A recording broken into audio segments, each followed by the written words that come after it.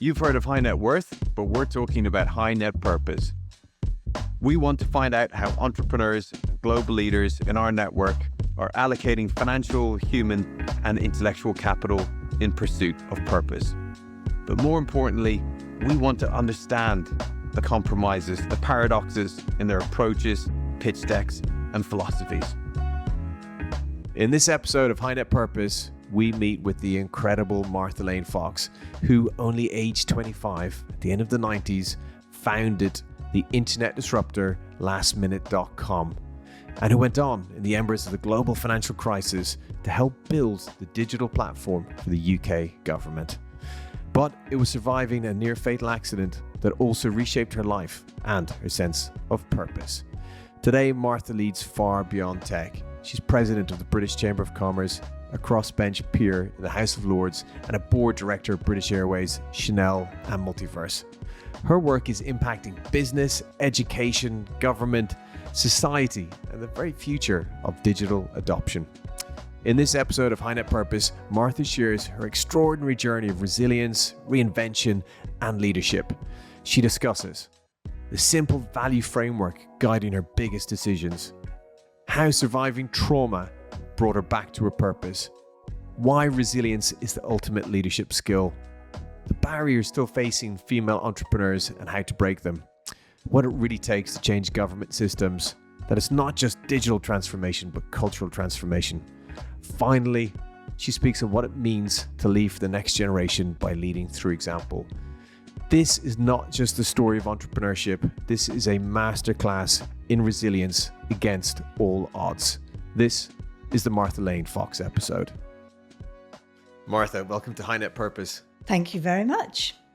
So we normally start off with this quite grand question of, have you got an articulation of your purpose? No, I think it's the very short answer to that. But I do think that, especially as I've got older and post the catastrophic car accident that I have, I am just very, very brutal with my time. I mean, I have to be, partly because I'm physically not quite as able as I used to be, and partly because there's too many interesting things and I would be scattered all over the place. So when I'm thinking about things, I think about sort of three questions in my mind, and I don't know if they articulate a purpose, but they're what I think about. And the first is, will I look back in 10 years' time and feel proud of this thing? Will it feel like it's had impact? Is it something that feels, and I don't mean this in a grand way, sort of trivial, but just will I point to something that feels meaningful from it? The second thing is, will I be able to work with a diverse set of voices, or will I be able to open the door to a more diverse set of voices doing this thing? Because that's incredibly important and something that, particularly in this climate, I think we've all got to keep striving for. And the final thing is, will I be using and understanding and learning about the tools of the modern age? So does this feel like something that's operating in a model that's, more like 1850 or 1950, or is it actually thinking about 2050? And I want to keep learning and keep challenging myself to be in the modern world. So those are the three things. And I approach the things I do with that in mind, but mainly with an overarching principle of, work hard and be kind. Wow. Okay. That was a lot, sorry. No, that's great. And it's, I guess it describes, but it gives a framework too, because you get pulled in every direction, I'm sure, for all the roles that you do and your background. When you say that you're looking for a diverse set of voices, can you expand on that? Because some people say that, but they kind of then, when they're in a room with people that they fundamentally disagree with, they kind of close down. Yeah, and it's not just about whether you agree or disagree politically. It's also about your socioeconomic background, your gender, your ethnic background. Now, unfortunately, I feel like slightly countercultural in this. I think that the wave of anti-inclusion stuff that's come from the US has been incredibly unhelpful. And in a moderate country like the UK, it's very important that we still put diversity of thought and voice and background in every place that we are, because it'll just be a stronger country. I, for a very long time, was the only person that looked like me in the rooms that I was in, a younger woman and now a disabled woman, although old. And that's not okay. I worked out the other day, I met an amazing woman, Sarah Weller. She's the only identifiably disabled woman on the FTSE 100 board. The only one. And I'm not mean just woman, just a disabled person. And, I used to be on some FTSE 100 boards, and I'm assuming I was probably the only disabled one at that time. That's just one axis. So I just think if you come from a place that is slightly different to the majority of people in a room. You want to keep questioning why that is, and more importantly, open the door to people that are coming from different places with different viewpoints. I love it. And this need to learn and to remain current, is that something that's always been there? I think it's not just about being current, but it is about being helpful and relevant. And I want to, use what I've learned about the backdrop of the digital world that has kind of underpinned my whole working life to make sure that I'm still thinking in the most interesting and helpful ways in all the things I do. So, to be specific about that, for a very long time, when we started lastminute.com back in the late 90s, we were literally convincing people the internet wasn't going to blow up. Everyone thought lastminute.com was a terrible idea. That wasn't the debate. The debate was whether or not people were going to put their credit card details into a website. That's so many meetings, quite often, frankly, in buildings like this, with men who were just like, I don't think so. It's not going to happen.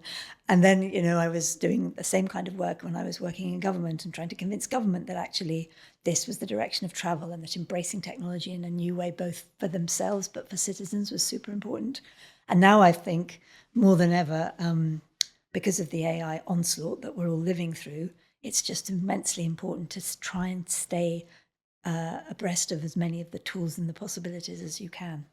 And in practical terms, what does that mean to stay ahead of these tools? Well, for me, it means using them. I think that that's the extraordinary thing that's happened over the last 2 years. And I'm not a deep technologist. I can't code. I used to keep a book of Java programming on my desk to scare the lastminute.com coders in case they thought I knew what they were talking about, which I never did. But I think what's happened in the last couple of years is that we have had the kind of barriers to entry, if you like, to some of this AI stuff just collapse. And there really is no excuse not to play around with this stuff as a leader, as a CEO. You should never feel you're too grand to be playing around with the latest chat GPT developments, or, what's Perplexity up to, how is Claude developed, what's Anthropic up to, and then all the other smaller tools that you can find. And I try and do that on a very regular basis. That's one part of it. Mm-hmm. But I think it's also talking to people. It's reading things, listening to podcasts, meeting entrepreneurs. I'm not at the cutting edge of innovation in my working life. That's not what I'm expert in. But I do have a lot of kind of interactions with the sort of intersection between technology and institutions. I sit in the House of Lords or in big corporates. I'm on the board of Chanel. I'm on the board of British Airways, and trying to understand and keep challenging those organizations with some of the things and the principles that you're learning from other places. That's really important in my work. So if we can go back to your 25 years of age when you co-founded Last Minute. What was Martha like then? Well, I think you'd have to ask Brent, my co-founder and the man that came up with the idea of lastminute.com. I mean, I hope what I was like was enthusiastic, tenacious, determined, hardworking, generous-spirited. I think what I might have been like was really demanding, drinking too much tequila and basically fueling the team with hope and promise of some incredible nirvana that we were all racing towards that maybe we weren't ever going to actually achieve. I wish I'd made more notes. I think back now, and I didn't write very much down during that crazy time. I've kept some of the press. I've got some of the actual real world newspapers. And obviously a lot's been reported on that crazy time, both for us as a company, but also what was happening in the UK in the late 90s.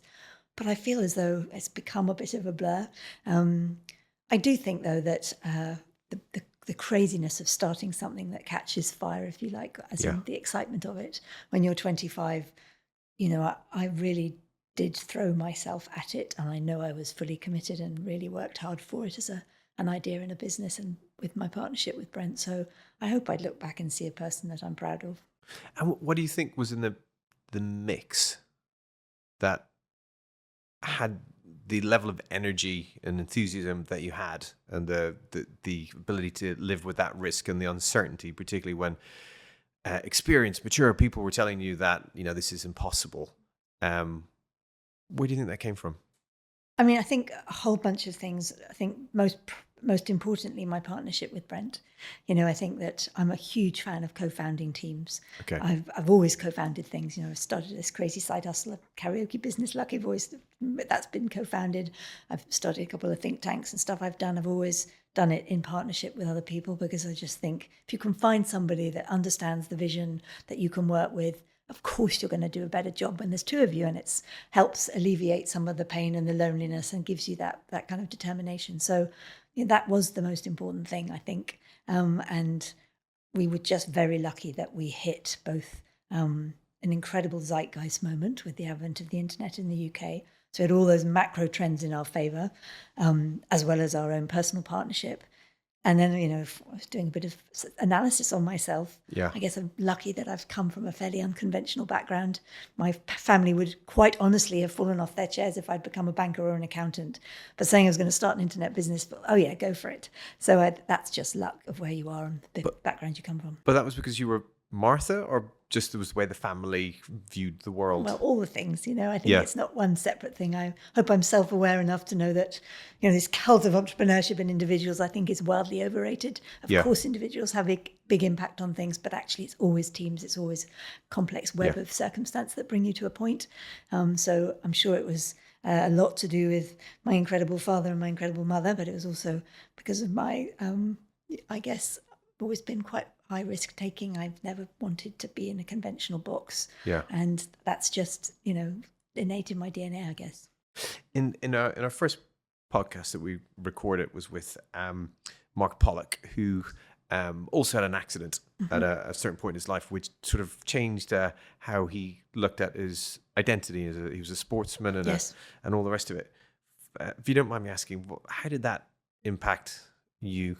And, he uses the terminology that, sometimes you pick your challenges and sometimes the challenges pick you. So it's a strange thing.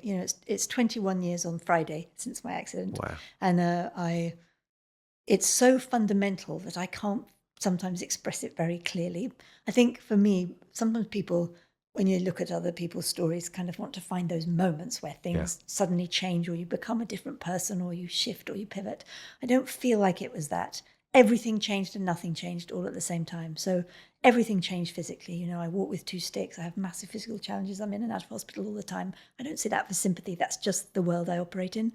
And I'm immensely lucky because I have the resources and the network and the support to be able to cope with that. I can access the best doctors, and I can do the things that many people who've had situations like mine, it's far remote from them.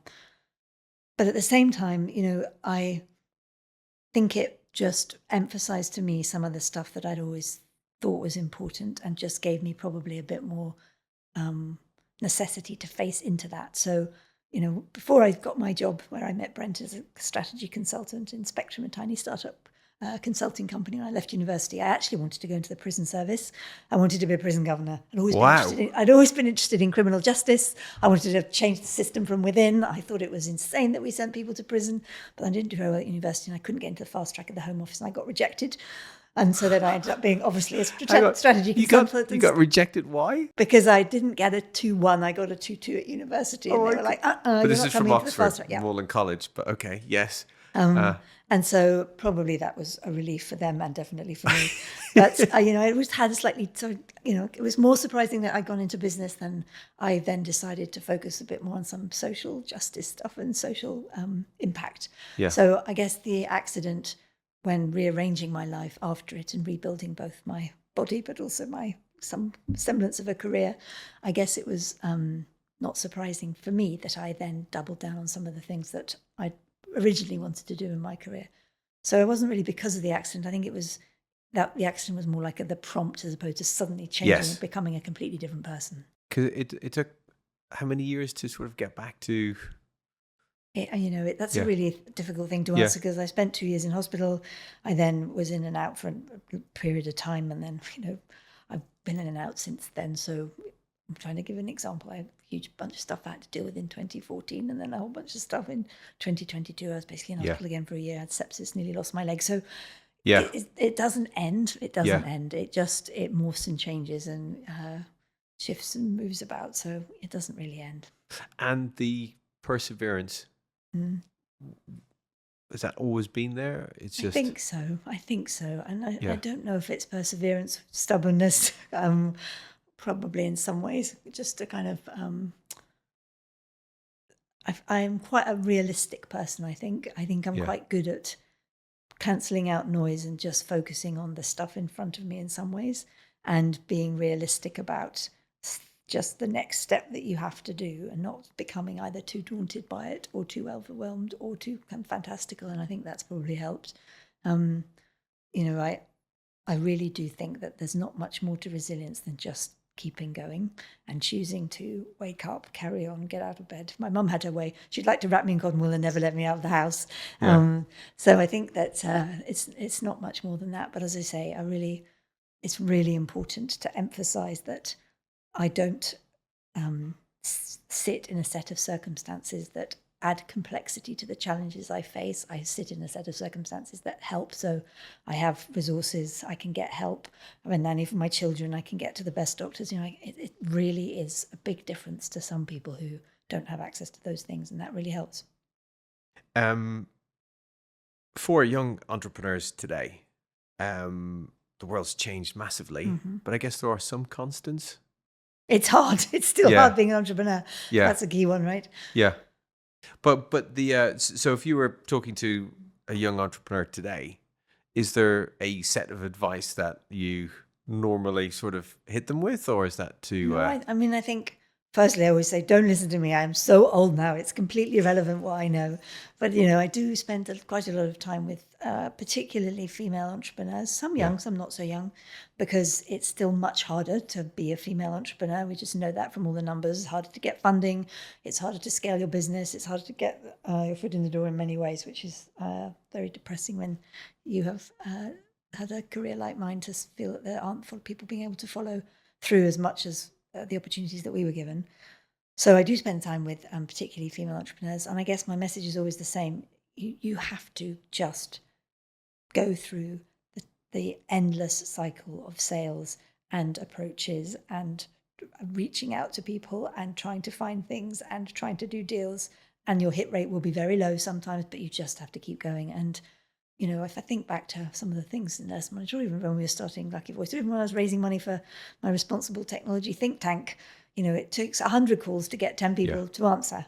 And I think sometimes people might think, oh, it's got easier now, or there's more entrepreneurship, or the noise about entrepreneurs is louder, which is all true, but you still have to do the 100 calls to get the 10 to pick up. And that's not easy. And just making people feel reassured that the tough things that they might be facing are quite normal, and they just have to push through it. That's what I mainly find myself saying. So it could almost be demotivating, right, for a young woman, when you sort of say, well, look, you're just going to have to work harder, and the probability of success is maybe going to be even lower given all the challenges that are there. But what's on the other side of it that you think makes it worth doing? Well, I think that's why not everybody is an entrepreneur, right?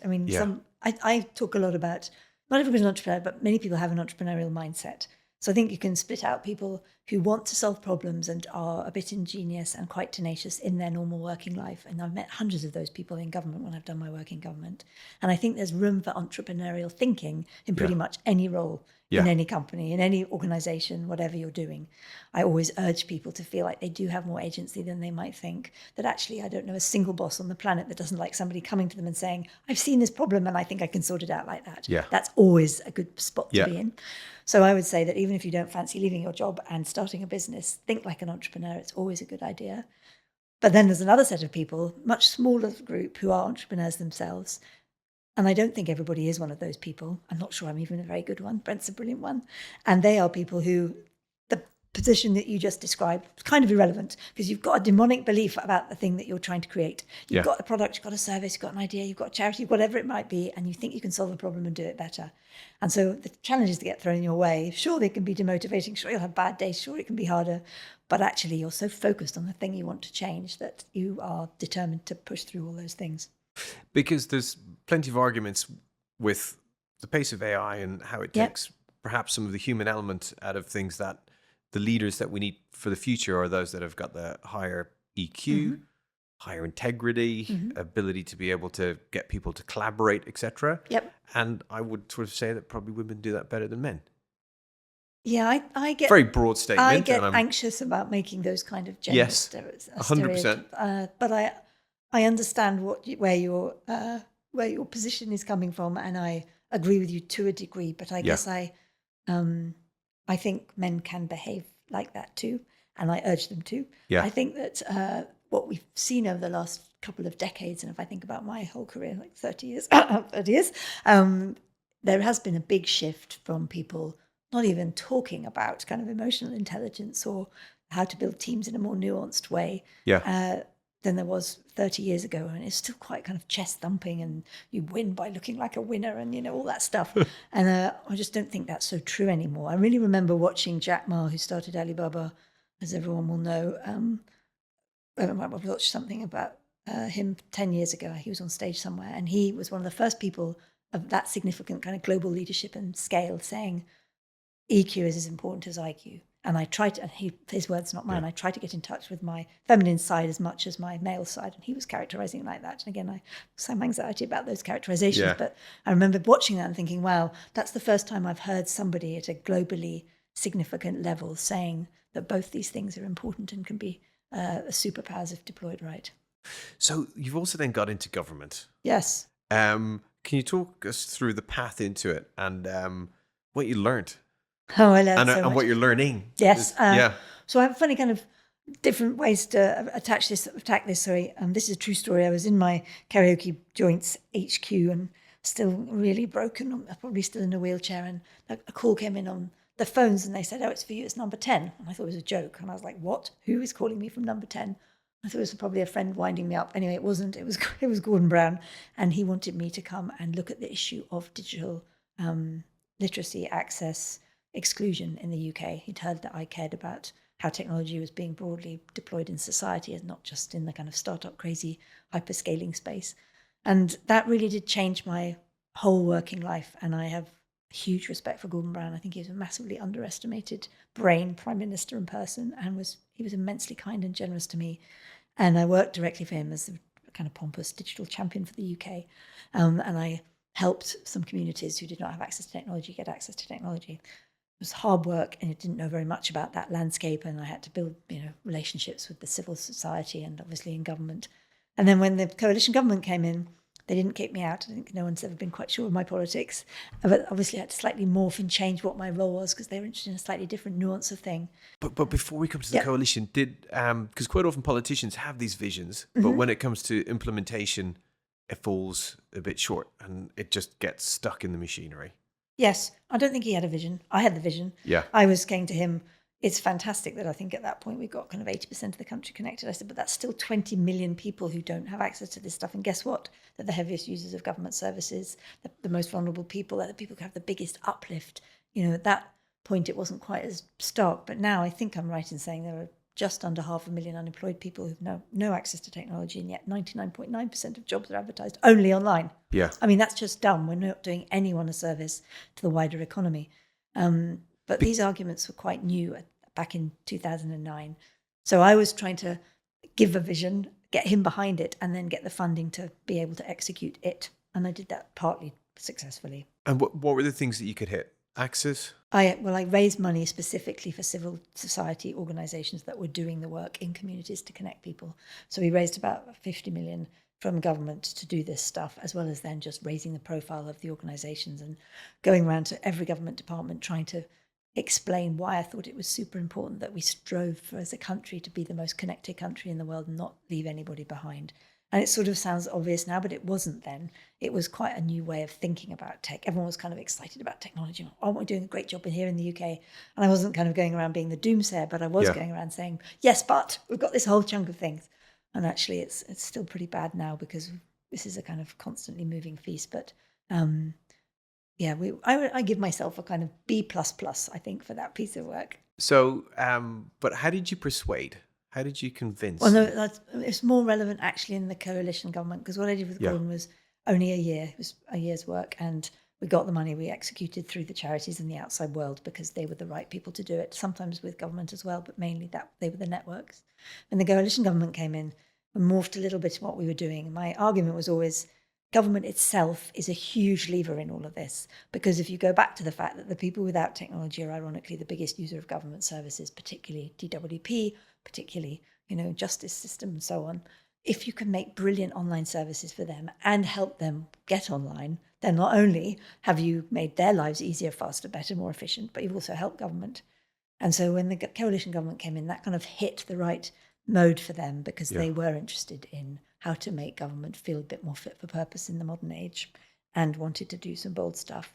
So then with the team of people, we created the Government Digital Service, which created gov.uk, which was actually copied all over the world. Yeah. Created the US Government Digital Service, came out of that, and lots of people just took the source code and put it in their countries. So it was a big deal. And it was, I always say it was the most entrepreneurial thing I ever did, because shifting government from we're not interested in technology to we're going to build a whole new government department, we're going to fill it with people from the outside world, we're going to pay them a whole bunch of different money, and we're going to do it in a completely different way. That was a monumental sales effort. And I went to every single politician I could meet, every single permanent secretary, every single meeting of the civil service. I went to everywhere that would have me to explain why it was super urgent, in my opinion, to build this technology. And then with the team of people that we'd amassed, we got the government's buy-in to do it, and then the team could be created and they could rock and roll. So, yeah, it was like an entrepreneurial journey, but in government. Because it sounds like it would be sort of a cross-chamber support type thing, but as is often the case, even though it's a great idea, it still doesn't happen.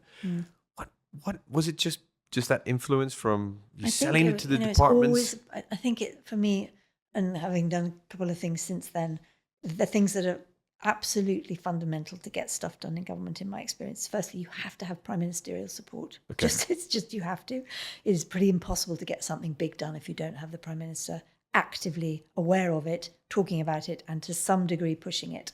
So that's really, really vital. And we spent a lot of time with number 10. David Cameron, to his credit, was super engaged with the tech agenda anyway, and I think enjoyed the stuff we were doing and could see it was forward thinking. So that was vital. The second thing you have to do is get the bureaucratic buy-in, if you like. And I don't say that to diminish them. I work with a bunch of amazing civil servants. So we had Jeremy Hayward, the head of the civil service, and a bunch of permsecs who probably, some just tolerated me and what we were up to. Some were actively excited by it, could see they could make a big departmental difference. But that was another set of people you had to get buy-in from. So effectively, it's a bit like a business where you have to manage, your investors, your customers, your suppliers, and you're just building up those networks and partnerships. And then crucially, it's about being able to find the people to come into the system to do the work. And that was where I just got immensely lucky in that I managed to recruit this guy, Mike Bracken, who was phenomenal, and he brought some people in and together built the team. And without Mike, there would have been very little progress. I certainly could not have done it myself. And this is the period after the GFC? This is 2010 to 2015. Okay. So it was a period where it wasn't easy, right? It was a tough time. Priorities were being refocused elsewhere. Yeah. But you made it happen. Yeah, well, all of us collectively. But I'm very proud of it. And one thing that still makes me smile is, as a thank you, the team put in the source code of the homepage of gov.uk, thank you, Martha. So when you look at the source code, it says thank you, Martha. But it makes me laugh because that source code has been put in Israel and Denmark and all over the place. And it says thank you, Martha, in the source code in all those countries. Huge. So on one of the previous podcasts, we had Diego Piacentini talking about how he left Amazon to go or went a sabbatical to do the same with the Italian government. But is it quite rare that you get that sort of hyper talent like yourself and Diego? I really would not classify myself as hyper talent. I think hyper stubborn. I think it is. I think, in my experience, there are a lot of business people. Hang on, we've got Elon in the US doing it at the moment. Don't forget about that. Talent. I would define hyper talent. Yes. I think actually I meet people all the time that want to help. Yeah. I think generally if you're a successful business person in a country, you feel pretty vested in that country and you want to see it successful. And that's regardless of politics. I think most people want to help their government do a good job. And governments may not want people who've got different political views. But actually, one of the things I think we can do a better job generally as a country is trying to create that bit more of osmosis between not just the business sector, but anybody who's talented that wants to come in and do a stint to help the system move faster or execute on an idea. And there are schemes and there are things that happen, and every department has non-executive boards and all the stuff. But I still think we could do a better job, because I think generally people, particularly at a certain point in their careers, feel responsibility to give some of the things they've learned into the system. So you then went into the House of Lords. Yeah, I applied. You applied. Yeah. You were properly. I Yeah, feel you've that got to I share would- the story because I I don't think would people no, understand how this happens. I'm sure people don't understand the House of Lords full stop. It's a funny old place. It's got absolutely no power on one level and a lot on another. Yeah. So the House of Lords doesn't have any power. Everything is secondary to the elected chamber, but we are a checks and balances, and we make suggestions to the elected chamber, and sometimes they reject them, and most of the times they agree to them. But a bit more time to look at legislation and go through with a fine-tooth comb all the things that come through the system. But fundamentally, it's a place full of a mishmash of people, some hyper-talented people, some not, and people get there from lots of different reasons. And the route that I took was that every year 2 people get put in, Tony Blair reform, who bring some kind of outside expertise into the chamber, and they're called people's peers. I'm an independent peer, so I don't have a whip, and I filled in a form and had an interview, and I personally think that's how everybody should be in the law. You had an interview. Then what happened next? I got accepted, Yes. and then I donned my robe, pranced through the chamber, and got in and started trying to make an impact. Although for the first month or so, quite a lot of people asked me why the Wi-Fi wasn't working, which was not my main job on their Blackberries. So that was perhaps unsurprising, but also slightly dementing. It's not like that anymore. So yeah, it's a complicated place. I feel like I've not been a very good contributor because legislation is crazy schedule. And if you have a working life, I'm on boards and I was running things and doing stuff, it can be quite hard to fit it around the work that you're doing in the outside world that makes you valuable in the chamber. So that's a kind of slightly tricky thing to unpick sometimes. But I really enjoyed the committee work I've done. Chaired a committee, I've sat on a couple of committees, and it's an amazing platform. So you can use it wisely to raise the voices of charities that I work with, or talk about issues, or ask questions of the government. And I'm still learning. So sitting on the boards, and you're on Twitter and a number of others before the current roles, is it frustrating because you haven't got your hands fully on the controls? I think I've got better at that. I think when I first went on boards, the first board I went on after the accident was Channel 4. And I'm sure there I was like, I hadn't quite got it. But now I think I'm better at it. And, I really think that the difference between effective and ineffective board members is board members that feel as though they're there to criticise and there to kind of catch the management team out, or to, show they've read the papers by asking a particularly tricky question.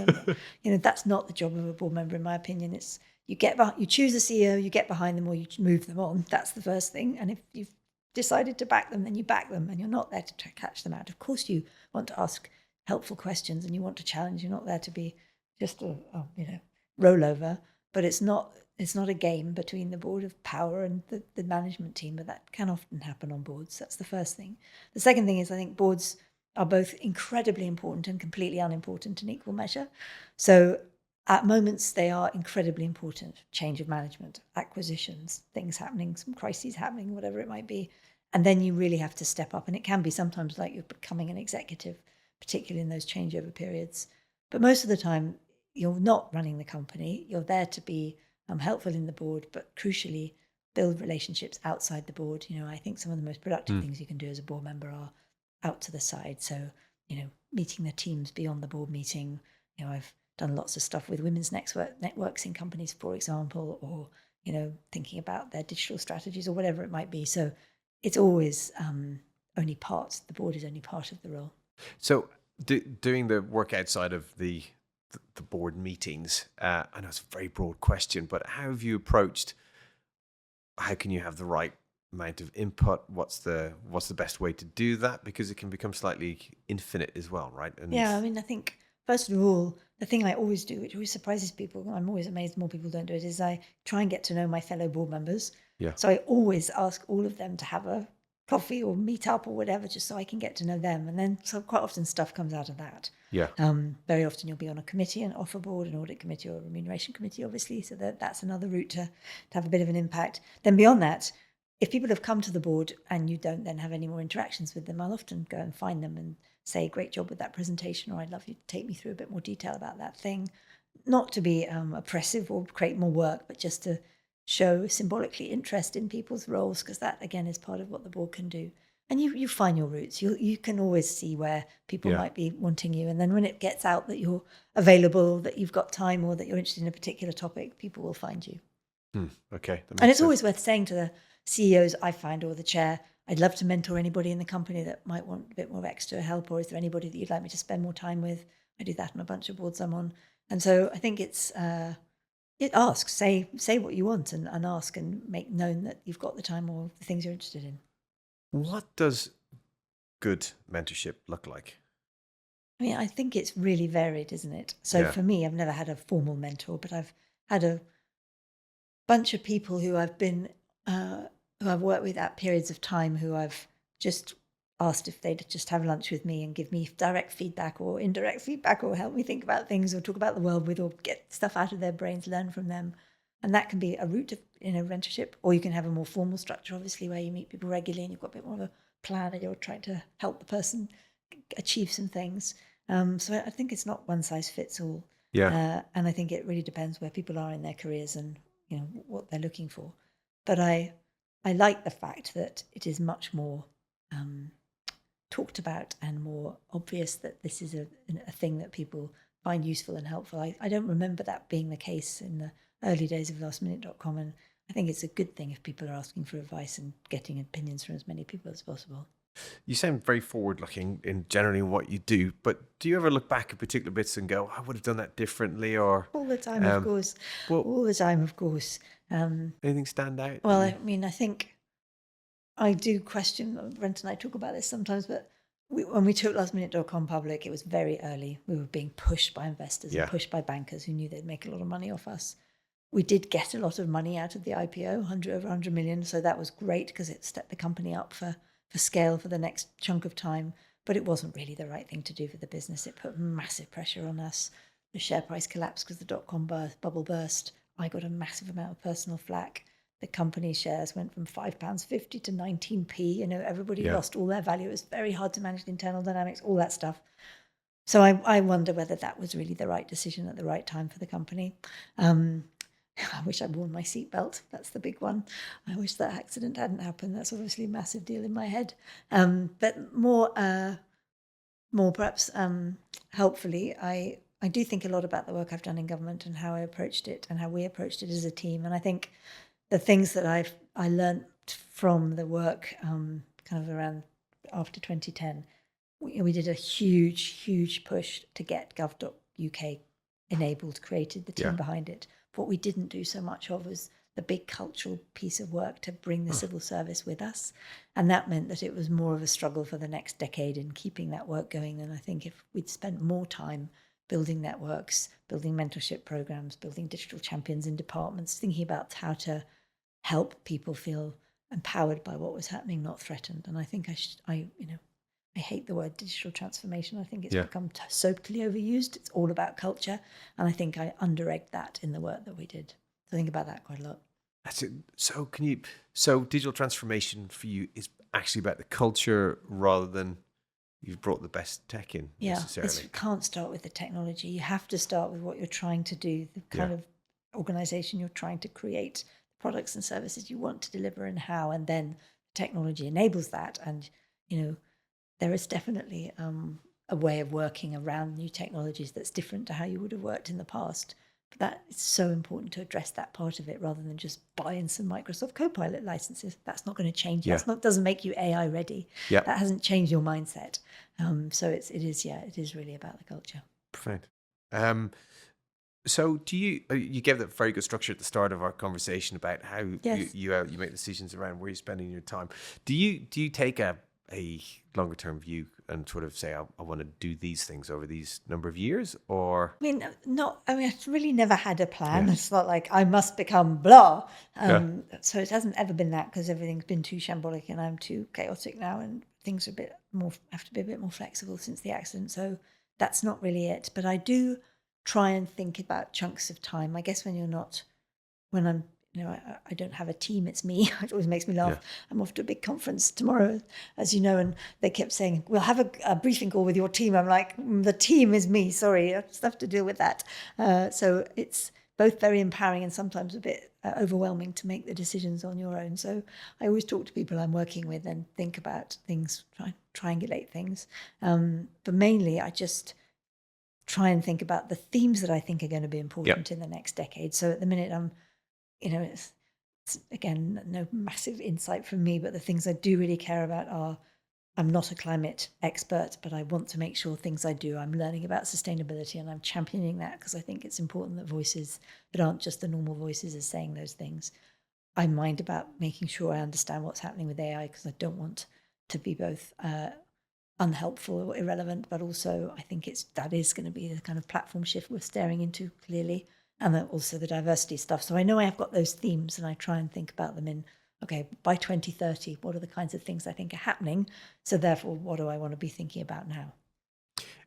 Unfair question, but on the climate side, you've done this masterful job in communicating around digital. How do you think we can do it around climate that it's going to actually stick? Well, I mean, I think it's really hard, isn't it? Because I think we can be beaten up as individuals to make us feel terrible if we haven't separated everything in our recycling at home. And that's going to create the biggest difference. Well, it's not, in my opinion. We've got to keep the pressure on governments to make the regulatory changes and to do the big moves, making sure we have nuclear energy, making sure we're really committing to climate targets. And I think it is hard to make that join up with sometimes your own personal action. I take inspiration from my partner, Chris Golobarnes here, because he's very heavily involved in ocean conservation. And in 2010, with a friend, started a big marine conservation charity called the Blue Marine Foundation. And they did that because he was part of making a film called The End of the Line about overfishing. And that was communicated brilliantly, the problem of our oceans, but also the incredible thing that happens when you protect our oceans. They come back very quickly. And actually, it's a hugely positive environmental story. Protect the ocean, they regenerate, replenishes food stocks, it helps with the acidification of the ocean, it sequesters carbon, all these things that we need to happen. And they've done a brilliant job at building stories out about the ocean and building out from that charity. So I think it is possible. I think it's very hard as an individual to navigate, be understanding what you're meant to be doing. Where's my own individual impact? How can I best, make sure that I'm being a positive contributor, not a negative contributor. So you're a mum, and when you think about apparently, although it still takes me by surprise sometimes. when you think about the world that we're leaving to them, yes, and your family's got a very generational history to it as well. Is there anything that you've learned or you think about on how to be able to create that healthy transition for our next generation? I remember I have identical twin sons. I didn't give birth to them. They're born by a surrogate. And I only mention that because I think, the route I came to becoming a mum was very unusual and untraditional. And so I think... Not so much these days. Not so much these days. But you're right. You're absolutely right. But it definitely wasn't something I thought I'd have in my life because of everything that happened to me. And then it did. And it's the most incredible thing. So I just would urge people not to feel like there aren't so many options in 2025 to become parents. It's quite phenomenal. And it still takes my breath away. The fact that they're identical twins is amazing. So I remember someone saying to me, you can't really tell your kids anything. You can only do it yourself and show them how to be. And I remember thinking, oh no, I'll definitely be able to tell them to brush their teeth. Well, it turns out you sort of can tell them to brush their teeth on a good day, but you can definitely try and inspire them. And, I don't try and not to get too grand about this stuff, right? So for example, last year, it was 20 years since my accident. I thought, how can I make this meaningful for me? But also I want to do something meaningful. So I thought I'm going to climb the 3 highest peaks in the UK. Quite hard because I walk with 2 sticks, as I mentioned, and it's not altogether easy. And I want to raise 300 grand. Well, we did it, and I raised 400 grand, and they came with me, as well as 50 friends. And so I hope that that does more for them and how they think about the world than anything else, because it's just trying to lead by example. And I don't want to determine the world they live in. That's for them to do. All I want to do is show them how I think it's important to live in the world. What a beautiful note to end the conversation. Thank you for your time and for everything that you've done. Oh, no. Just starting.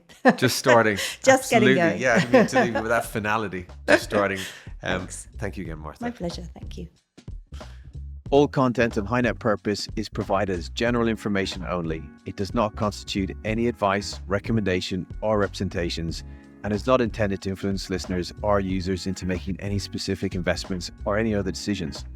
Please be aware that guests and presenters on High Net Purpose may have investments in any of the topics or products being discussed. Their reviews and opinions are their own and should not be taken as endorsements or financial advice. Before making financial decisions, we strongly recommend seeking advice from a qualified financial professional.